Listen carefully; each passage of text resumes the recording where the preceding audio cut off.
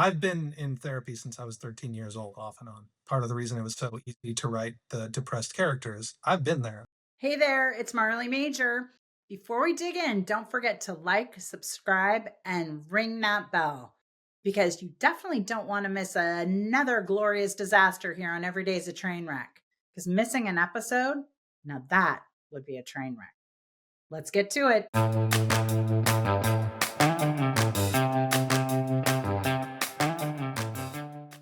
Hello, everybody, and welcome to another episode of Every Day's a Train Wreck. I'm Marley Major, your host, and I am so excited to have on the show, because I got to do something very exciting yesterday, watch a movie preview, just like they do, I'm sure, if I remember, of the Academy. And Matt Kelsey, writer, producer, director of a brand new flick that you've got to see. We're going to tell you how to do that because, we're going to need your help. It's called Above Ground. So, Matt, welcome to the show. Thank you for being here. Thank you so much for having me. Thank you for coming to watch the movie yesterday. I really appreciate it. So, thank you for validating that so that people will know that, I kind of was pretending to be part of the Academy. Okay, so full disclosure, Matt is married to one of my very good friends, Christina Pasadena. And I call her, to me, she's not Christina Pasadena. To me, she is Clippers Christina. And because we had two Christinas that were part of our friend group. And Christina, Matt's wife, was the Clippers girl. And then we had Italian Christina, who is obviously Italian. And so to me, it's stuck. So she's just Clippers Christina. But you guys want to go back to listen to Clippers Christina's podcast with me very early on because she was one of our first guests. And yeah, we've got some shenanigans. So it'll all make sense, I think, now. Although I must say that Matt is a little tamer than Miss Christina and I are. Well, So, we'll see. we'll see. We'll see. So here's the deal, you guys. Matt, and he's going to tell it in his own story, but he's been working as a writer, putting videos and movies and all this stuff together. And guess what? He has this real amazing one called Above Ground that we just saw. And he is sending it, so he's applying, or whatever you call it. He'll tell you in his words, won't mess it up, to all the different festivals and everything, and that's where we're going to need your help. So, Matt, welcome to the show. Thank you. Thank you for being on here. I love it. And tell us about the movie and you, and let's just have a convo on the couch. I grew up in the industry. My stepdad was a union member of IATSE Local 33. He was a stagehand. So growing up, when my mom was out doing whatever, I'd go to work with my stepdad and watch plays at the Mark Taper. So that was really cool, being able to be up in the sound booth and watch the plays and be backstage at the Amundsen and the Taper, which I think kind of gave me that bug. Actually, the first play I ever did was with for our friend Danielle Campos at Mayfield. Oh, I yes. think I was Okay, like 10 years old. pause. Okay, so Danielle, another really good friend that I knew from high school. So I think when we were 13 years old, right? And Danielle and I were friends. And because this is how Pasadena rolls, fast forward, I do the wedding for Danielle's brother who's marrying a girl. So they get married at Danielle's family's home. And then there's Matt. And I'm doing and it's just this whole thing. So yeah, Matt was doing this stuff for Danielle, and we were in each other's orbit, but weren't. So I love that. Okay, so keep going. So I think that kind of gave me the bug for the acting side of things early on. And then I did drama through high school, didn't know what I wanted to do in my life, and went to drama school in London, which was obviously an amazing experience. And then when I came home, I worked post-production for my mom. My mom had a production company. I worked pre-production for her. I worked for Local 33. I did commercials. I did PSAs. I did all that good stuff. And then when I was about, 35, I think, I stepped away from everything because my then wife was diagnosed with cancer, and kind of everything else had Mm. been pulled and very close to death. And then it was a year recovery. And then we had a child, and I kind of losing myself and losing a lot of stuff about me, being a stay-at-home dad and all that. And then when I was about 40, I want to say, I went back to London for a reunion and remembered all the stuff that I wanted to do, remembered how I liked being creative and I liked writing and I liked acting. And I started writing scripts again. And thanks to our mutual friend, Joe Cornett, I started Yes. writing those scripts and those screenplays. to different festivals and started winning awards. And I was getting a little antsy and I wanted to do something. And I had a short film that I'd been holding on to for a long time. And I said to Christina Pasadena, I'm going to call her that because that's what my daughter and all her friends call her. I said, I want to do something. And she was like, do that short film that you've been talking about for a long time. And I had a friend in the industry who convinced me that the script I had for the short film was not a good script. But Chris said, well, make it. And if it's not good, you'll learn something at least and you'll get to do Yeah. something. And so, shoestring budget, 9 minutes short, ended up going to getting accepted into 50 film festivals, winning in some various category or other in 25 to 30 of them. And then the strange thing happened was the guy who did the post sound for me, he worked for Lifetime, Mark Mm. McBride and Hallmark and things like that. And he called me and he said, I think you should develop this into a feature. And I said, yeah, I don't even know what it's going to do yet. Friends of mine who are in the industry weren't crazy about the script. And he said, this is not an industry story. This is a humanistic story. This is Totally. a person story. And he showed it to his wife, who he never shows anything to, and said she was just in tears and she really related with it. So I got together with my co-star of the short film, Marion Kerr, and we planned it out and we wrote the feature, and then the whole rigmarole of getting from writing the feature to getting to actually make it 3 years later is going to be its own movie, sort of like a behind the scenes type of thing, because there were so many shenanigans and politics and Ugh. cheating and people coming in saying they had this much money if only we could help them transfer cryptocurrency, or if only we could fly to the Congo and help them fly back gold bullion over to the UAE. Matt, I've got to be honest with you, having been a serial entrepreneur my whole life and done very well and also sunk very low, I don't think that you are truly vetted as an entrepreneur. And I'm going to say I'm putting you in that category because a producer is direct. I mean, you're doing it on your own. Like it's your own mini business and world. Hopefully it'll be a big business. But I don't think you're vetted in the world until somebody from the Congo or Zambia or whatever is trying to get you to fly them, wire them. Until you've had a lot of like, please wire me the cash or wire me in Home Depot gift certificates or something. I don't think you've arrived. So I think we can officially establish now you have arrived. Thank you. Oh, good. Yeah, And good. then I'll just place that mark there and then jump in and keep going. So after years and years of this one in particular investor saying they were going to come through with the money, about I want to say a year ago, she came in and said she could come in for half the cost, for half the price. My stepfather very graciously stepped in and said, I'll do the other half because I really want to see this movie. I really want to see it made. I like the short. He had read the script. He loved it. And he was like, I really want to see this done. So I'll come in with the other half of the money. Well, it turns out that initial investor dropped out yet again. And stepfather said, if you can make it for this much money, you can do it. So, I got down and I cut some scenes and I met with my unit production manager and we crunched the numbers, skeleton crew, 10 days. And yeah, we started moving forward. And luckily I got a lot of really talented people who believed in the script behind me and around me, because, we didn't, no one did it for free, but no one Right. also got rich. So first and foremost was the fact that I had Marion on my side, and she's amazing and awesome and smart, and knows how to work with me. Not for me, but work with me and make me better at what I do. And then, luckily, I was working or planning a different project with a very talented director of photography named Charles Schneer, and I reached out to him and I said, this is way below your pay grade. You probably want nothing to do with it, but I've got this But script I need to I'm going to shoot ask in anyway. this much time. And I sent him the short and he loved the short. And I sent him the script and he said, call me tomorrow. And I called him the next day at noon and he said, call me back in 10 minutes. And I did. And he said, sorry, I was making the shot list.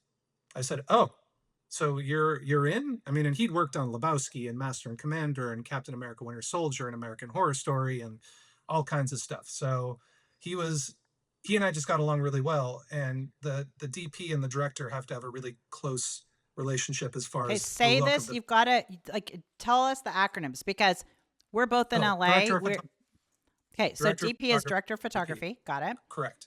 And we met, I think, want to say for 8 weeks all the time, going through shot by shot by shot. He was amazing. He's a professor at SC Film School.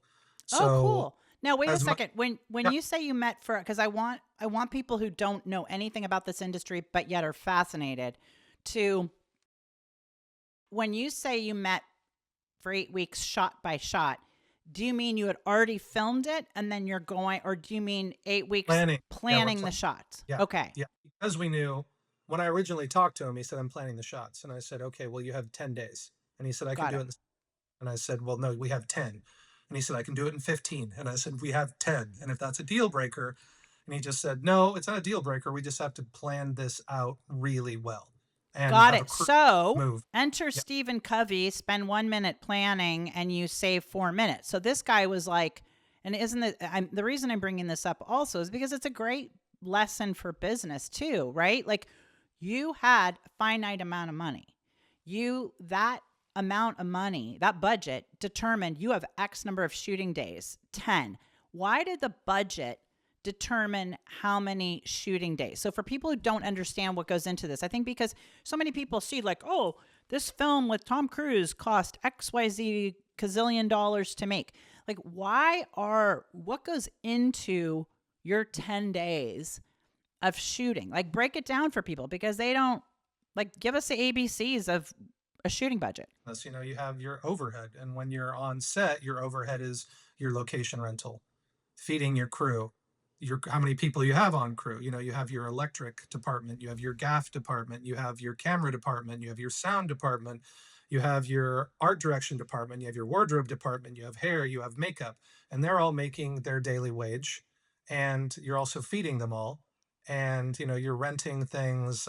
You're most of the time you're getting a honey wagon, which is the toilets to rent out front of the location that you're renting to shoot in.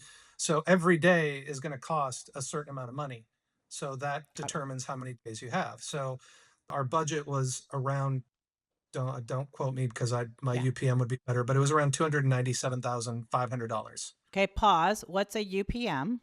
My unit production manager, who's also my Okay. line producer. Line Okay. producer helps you with budget. Unit production manager is, think shop manager. He runs Okay. everything and keeps everyone moving, makes sure the food's there, the toilets get there, the crew is all there, everything you need, you have. So he's He's like the responsible. event planner. He's like my job, right? Where Very it's much like so. nothing too, you're just like, I got to keep this on schedule. I got to get the rentals delivered on time. I've got to boom, boom, boom. And that person is one that's got to make it come in 10 days, right? Right, right. Like Got it. to give you an example, one day when we were shooting at a location in South Pass, we had left the location for a day, came back, and when we came back, the toilets were gone. Oh, of course And they were. Kurt Chatham, he came in with this look on his face, and I said, "Good morning, Kurt." He was like, "Not today." And then I just heard him on the phone screaming at people saying, "No, I told you we needed them today, not to take them today." That type of thing. So he runs your day-to-day operations. Another thing there that just to note is I don't think you are vetted in the movie industry until your toilets have been removed. I mean, I'm just saying, like, who, like, hello, Arnold Schwarzenegger, Martin Scorsese, please write in. Have you had your toilets removed from your entire set when this is probably everything? And by the way, as an event planner, I know toilets are not cheap. People might think they are not cheap. So, okay, so please continue, but I have to keep interrupting you. A, because I'm No, fascinated please. by this. B, because I don't want them to miss all the good, juicy parts because we're talking about behind the scenes of making a movie. And the really cool thing is that everybody that's listening to this, they're going to listen to this now. And so they can say they listened to it now before it was big or before it won the whatever at Con or something. I'm just going to put that out there, manifesting. And they can be like, oh my God, there's this podcast with that guy before he made it huge, So let's like really dig in. Okay, so keep going. So Sure. you've got I'll go you got in Mr. depth if you Toilet, want. Mr. Yeah, Toilet, and he yells and screams. And how long does it take for the toilets to come back? half hour. Oh my goodness, he is Yeah, hireable. Okay, all yeah. right. So the toilets come back, and Your overhead day to day is this is how much it costs to run the set every yeah. day. And then, you have to keep in mind you're only using half to two-thirds of your actual budget because you need then to do your post-production, which is its whole other entity. It's sort of like after the baby is born, now we have to raise this kid. Great And analogy. So yeah, you guys felt okay. So let me go with the timeline again. So you guys are planning this. So you've been writing, years and the whole hot mess, right? You then, and you're dealing with the Congo scammers and the woman who disappears. They give you a budget. Your stepfather steps in and says, "Hey, if you can do it for this, fine. 10 days. And by the way, there's going to be like, listen to the end of this because the stepfather comes back into this.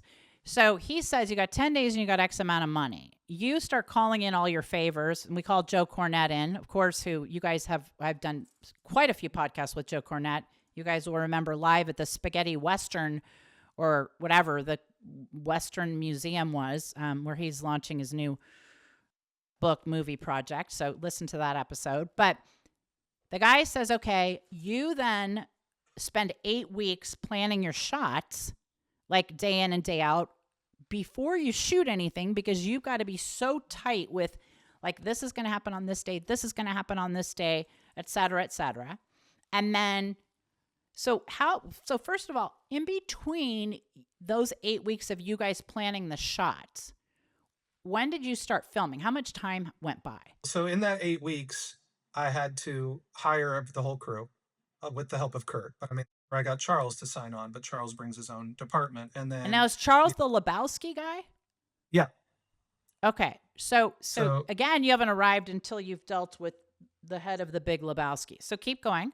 so then we had to hire everyone. I had to hire my assistant director. I had to hire the electrical department. I had to hire the sound guys, and I'm hiring everyone. Usually, you have someone doing that for you, but obviously, I don't have the money to do that. So, and then there was casting. Who was going to play? I had a few actors that I had already signed into certain roles, but there were a lot of other roles I had to fill. Okay. And So pause on that. Where is Christina Pasadena at this point? I mean, she's always here. She's always with me, but she's also being incredibly patient because I'm on Zooms every night from 6 until midnight with Got it. Charles or someone else. So she is not threatening to divorce you because at this point, the She's other wife with cancer, don't that's do it. gone night No, night. no. If I didn't do it, she may have divorced me. She Okay, was got it. very So much pushing me to do this. full disclosure, I was around in those days talking to her where she was doing the pushing. So I kind of wanted to just see if you were going to tell the truth. Okay, so I know she was Oh, pushing yeah. you. Okay, so she's being supportive in the background. Meanwhile, you're planning your shot list day and night, and you're playing talent wrangler, and you're trying to hire these people, and you're trying to say, hey, I'm Matt Kelsey. Remember how I helped you with whatever? And by the way, can you give me a discount? Can you something, right? So we can get this done. So in the 8 weeks, so you're planning this for 8 weeks, you're hiring everybody, you're playing like, tempstaff.com. And then when do you start shooting? We started shooting, I want to say on December 5th. Oh, thank you. Uh, That's my birthday. maybe, That's appropriate. So oh, when that's why Christina and I weren't together. No, I'm just kidding. When did you stop that 8 weeks? Like how long was it in between the 8 weeks and when you started the filming? oh, literally when he said, you have this much money, and he wanted it done in that calendar year, which I was fine with. I'm sure it was taxes or whatever it may Yeah. have been. But I just said, well, okay, then we have to do this before Christmas. So that's why I needed as much time as possible, but I knew that people would start leaving town for Christmas around December 17th or 18th. Yeah. Okay. It, But in when did the 8 weeks end? When did your shot planning the end? day we started shooting. No. Okay, wait. Mind Yeah. blown. You're planning for the 8 weeks. You're hiring everybody. And then the shot day stops and you start then? Yeah. Oh my. So it's But you have basically to remember, I had this script in my head for 3 years. I knew what I wanted it to look like. I knew what it was going to be. Like, I already knew all this. I just needed to be able to communicate that to my department heads to have them come on board with me. well, yeah, but you also needed to finance it and film it and everything else. So, Yeah. okay. All right. So now you Oh, yeah. start on my birthday, December 5th, for anybody who wants to send me a future treat. I like Reese's peanut butter cups. And you start filming. And I want to talk about the casting situation because Christina Pasadena, your wife, is very hot. Okay. It's undeniable. All right. In fact, I think she should have an OnlyFans, but that's just me. So, but you have a wife in this. I'm not going to I'm not going to disclose anything because it's super magical, but you have a wife in this who is also hot, but she ain't Christina. And I was sitting there watching some quite involved kissing. Now, I don't think that was AI. So what did Christina say? My hot husband is making out with this hot chick. Like, WTF. She did not say that. No, actually, the first time she saw it, one of the first times she saw it in the room with Marion. They were Okay. sitting on the Marion couch being together. the hot chick Yeah, who the one who was plays my making wife. out with Christina's husband. So you guys effectively, let's be true, you're having a threesome, right? I mean, Marion's in the room, Christina Pasadina's in the room, you're in the room, Christina's watching you make out with Marion. Is Marion uncomfortable, or is she just kind of like, listen, bitch, I did this at a discount? They've known each other for a long time. They Okay. get along and respect each other really well. Chris knows Okay. that this is a job and an art. And honestly, the one of the biggest compliments that Christina Pasadena paid me was when it was over. She Yeah. said, "You were so good in that role. I forgot it was you, and it didn't even bother me watching you kiss another woman." Okay, well, I'm going to call her after this and see if that's really true, and then I'm going to have her back on because I'm not so sure. That sounds like a lot of women baloney. But now, did you kiss Marion? Did you have to practice kissing Marion? Did you just lay one on her? Did you? No, we had a practice only because it wasn't like a long drawn out thing or anything like that. It was just I had just watched the movie. So while I'm doing this whole process, I'm Yeah. watching all my movies that are my influences on this movie. Okay. And I What forget are that, some of them? well, I mean, Swingers, Clerks, Rocky, Goodwill Hunting, High Mm. Fidelity. Those are my main core of like the 5 movies that do it for me. And Especially, why Rocky for this? Because I do not see any that I can recall any punching. Is it just like that? Like I can power through this? because Rocky's a love story at the end of the day. If you go watch it, again, Oh. it's a hero's journey. Yes, it's a hero's journey, but at the very end, they tell each other they love them for the first time. When he's in the ring and he's bloody and everything else, and she says, "I love you," and he I says, love you, Adrian. and that's I how the movie love you. I saying, love you, man. Well, I want to manifest Sylvester Stallone because he's my like dream podcast guest. Just heads up. So if you get close to Sylvester, please let me know. But okay, so I love you, Adrian. So were you trying to then kind of have this movie end with "I love you, Marion," or No, no? no, Okay, it's, all it's a right. hero. I just wanted him to get to where he was supposed to go at the end of the day. Very Your much. guy, your character, Tom. Yeah, my guy, my character, exactly. Okay, how'd you come So up with a name? So what's your character's first and last name? Tom Williamson. Okay, little Casper Milquetoast there. Was that intentional? So it would appeal to, or Well, how did Tom Williamson come up? I also play that role, the role of Tom Williamson. Yeah, no, I And know you do, but I mean, so how'd to you make come up it, with that but name? they don't know. So to make it a little Oh, easier, yeah. They don't know. Sorry. I I'm a wanted horrible host. I wanted Yeah. the Tom to be the same amount of syllables as Matt. It just made it easier for me. And then, full disclosure, my stepdad's name is William, and my real first name William. I'm William Matthew Kelsey.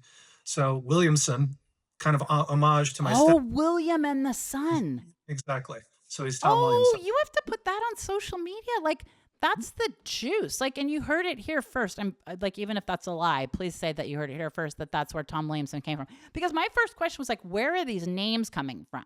So now what's Marion's name? Tell everybody what's Marion's name in the movie. Her name is Olivia. But Okay. Where'd that come from? originally, her name was Lauren in the short. Mm. And then it wasn't until after I'd made the short that I realized that was also my little sister's name. Like I realized it, I just didn't realize that I used my little sister's name Mm-hmm. for life. And so we ended up changing the name, and I forget who I let pick, but they picked Olivia. And I thought, what's nice is that Liv is what's short for that. I just thought it was kind of a cute little thing that plays into the story of having. Oh, yeah. No spoiler alert there. Okay. So again, Um, back to this sort of incestual thing here. You name your wife after your daughter. You catch yourself fortunately, before it goes to the Cannes Film Festival. She's renamed to be Olivia. You claim that you do very few make-out practice sessions and that your wife is okay with this. But in the movie, I'm sorry, it looks like, everybody's going to want to see this damn movie. But there's some good close-ups. So Was Yeah, Christina but that's kind of Pasadena the on the point set? too. Go No, on. she was on the set sometimes. I don't think she was ever on set for that. I don't think she would have wanted to be on set for that. Oh, hell But no, she wouldn't, Matt. Even if she told you, she would have. Okay, keep going. I just watched the movie right before we started shooting, and I can't remember what it's called. I think it's The Proposal with Ryan Reynolds and Sandra Oh Bullock. yeah, And at the very end, they're kissing, and the kissing was some of the worst kissing I've ever seen. They were literally going, yeah, like the guppy lips. "Love, you're supposed to be in love. That's Yeah, not how you yeah. kiss someone that you're in love with." And it pulled me out of the story. So what I Ooh. wanted was not to be pulled out of the story. I didn't want it to be salacious with tongue, but I wanted it to be respectful and loving as far as a kiss goes. So the audience didn't go, I don't really believe that they're married. You can't So have that's that. why you were kind of doing the gaze at her, like when you would Oh, of sort of do course. the like gaze. Oh, you did that. So that's all. Okay, now I see why freaking actors have so many issues because I am sorry. Like they hook up with their co-stars or whatever. Not that you're going to do that because I will never let you leave Christina Pasadena. But okay, now I get it. So because I was preoccupied. So keep going. Okay, because you did have great chemistry. You had great Yeah, but chemistry. I've known her since I was 28 years old. We used to act in theater together. Yeah. Okay. Tons and Good. tons of theater. So, she's younger than I am, but we also kind of sort of grew up in the theater world together. So, part of the reason is even when I did the short, I have always liked Marion and respected her and been so comfortable with her. I thought, who better than to play the wife than Marion? Have you And hooked I'll up with Marion? never, no, Okay. Well, would no. Marion say that? Yeah. Let's have Marion next on this show. I Okay. Is was, Marion I married, by was the way? either, Marion has a boyfriend. Oh, okay. So she's off the market. Interesting. What did the boyfriend say about all this? Hasn't seen it yet. So I don't know. But also, but Ah! Marion does a ton Marion does a ton of, she's been in so many things and so much stuff. And I guarantee you, I was not her first screen kiss. Oh, so she's a kissing bandit, is what you're saying. They used to Something call along me those a kissing in bandit, the by the acting way. world. In the acting Okay. world. Okay. She's an acting kissing bandit. She's got a boyfriend. Hasn't seen this yet. By the way, night night to that relationship. Um.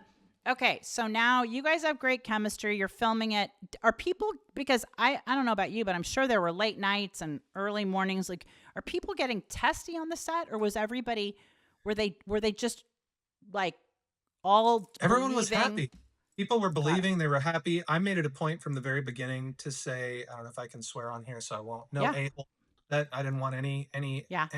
anyone who was going to be a pro. Like even when it came to casting, there were a Yeah. lot of people who were really good, but I could Yeah. tell be trouble or angry, mean or whatever else. And Yeah. my attitude was, I need all my actors to feel like they can be very honest and very Yeah. open in this space.